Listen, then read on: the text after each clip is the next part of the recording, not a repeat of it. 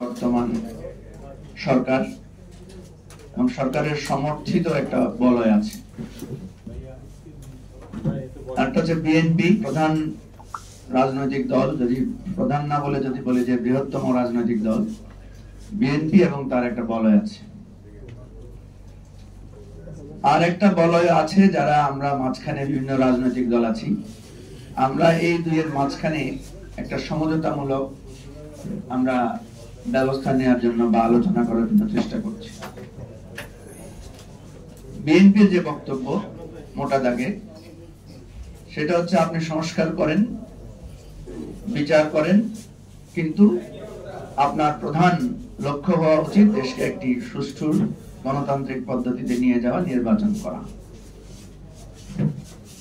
কিন্তু যে কোনো কারণে হোক, এটা আমি কার ত্রুটি বা কার ভিত্তিতে আমি বলবো না, কিন্তু যে কোনো কারণে পাবলিকলি আমরা যেটা বলি যে perception is politics. Public perception হচ্ছে বিএনপি খালি নির্বাচনই চায়। তারা যে বিচারের কথাও বলে, তারা যে সংস্কারের কথা বলে, সেটার চাইতেও বেশি পাবলিকলি আসছে যে শুধু নির্বাচনটাই এখন প্রধান গুরুত্বপূর্ণ।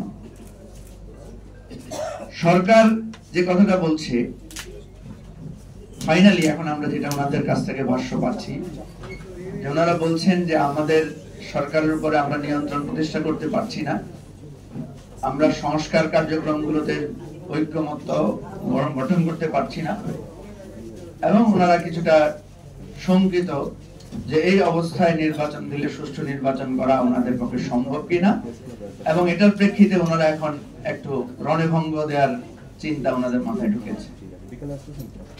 আমি ব্যক্তিগতভাবে দেখেছি অনেকে, যদিও যেমন রাশেদ একটু সংশয় প্রকাশ করেছে সরকারের উদ্দেশ্য নিয়ে, কিন্তু আমি আমার